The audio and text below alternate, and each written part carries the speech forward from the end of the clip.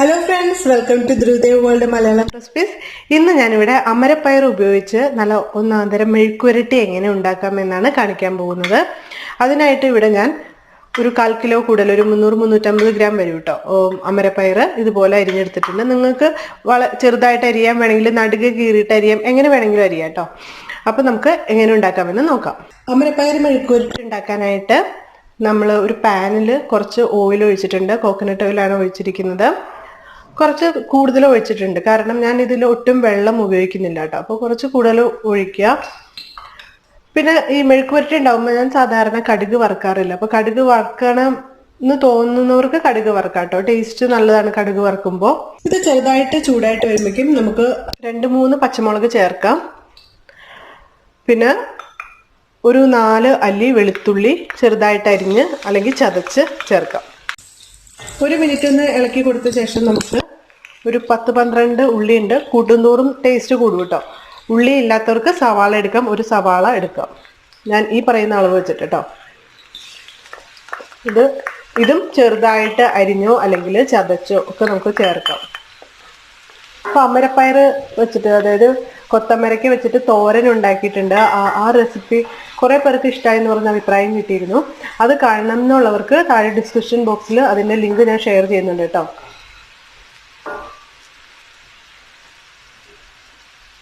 നമുക്ക് കുറച്ച് ഉപ്പ് ചേർത്ത് കൊടുക്കാം. ഇപ്പോൾ കുറച്ച് കറിവേപ്പില ചേർത്ത് കൊടുക്കാം.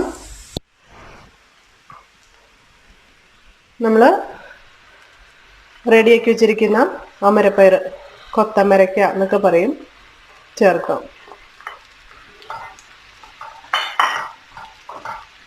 നന്നായിട്ട് ഇളക്കി യോജിപ്പിക്കുക.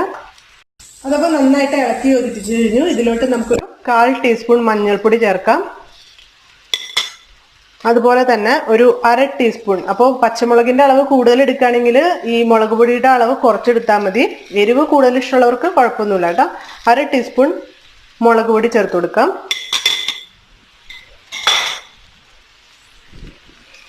നന്നായിട്ട് ഇളക്കി യോജിപ്പിക്കുക.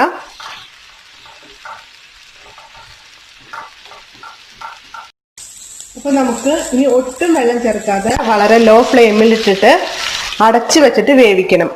അപ്പോൾ ഒട്ടും വെള്ളം ചേർക്കാതെ വേവിക്കുമ്പോൾ ഈ കൊത്തമരയിൽ വേറൊരു സ്വാദായിരിക്കും.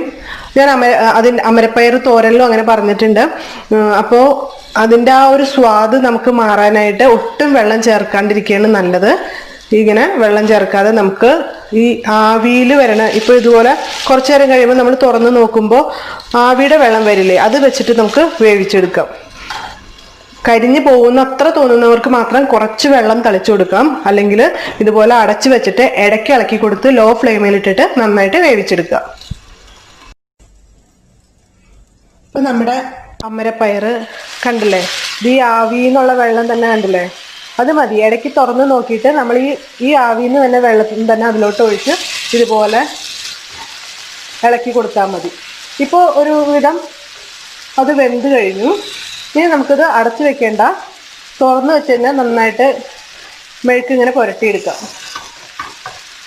അപ്പോൾ ആവശ്യാനുസരണം നിങ്ങൾക്കിത് മൊരിയിച്ചെടുക്കാം കേട്ടോ. കുറച്ചു നേരം അടയ്ക്കാതെ തുറന്ന് വെച്ചിട്ട് ഇളക്കി കൊടുക്കാം. നമ്മുടെ അമരപ്പയർ മെഴുക്കുപുരട്ടി അങ്ങനെ റെഡി ആയി കഴിഞ്ഞു. നമുക്ക് കുറച്ച് കറിവേപ്പില കൂടി ചേർത്ത് കൊടുക്കാം കേട്ടോ. അപ്പോൾ ഈ ഇളക്കി കൊടുക്കുമ്പോൾ ഇടയ്ക്ക് ആവശ്യത്തിന് ഉപ്പ് ഉണ്ടെങ്കിൽ ഉപ്പ് കുറവാണെങ്കിൽ ഉപ്പ് ചേർക്കുക. അതുപോലെ തന്നെ എരിവ് കുറവാണെന്ന് തോന്നുകയാണെങ്കിൽ കുറച്ച് മുളക് പൊടി ചേർക്കുക. വീഡിയോ ഇഷ്ടമാവുകയാണെങ്കിൽ ഷെയർ ചെയ്യാനും ലൈക്ക് ചെയ്യാനും അതുപോലെ തന്നെ സബ്സ്ക്രൈബ് ചെയ്യാനും മറക്കരുത് കേട്ടോ. അടുത്ത വീഡിയോ ആയിട്ട് പിന്നെയും കാണാം. ബൈ.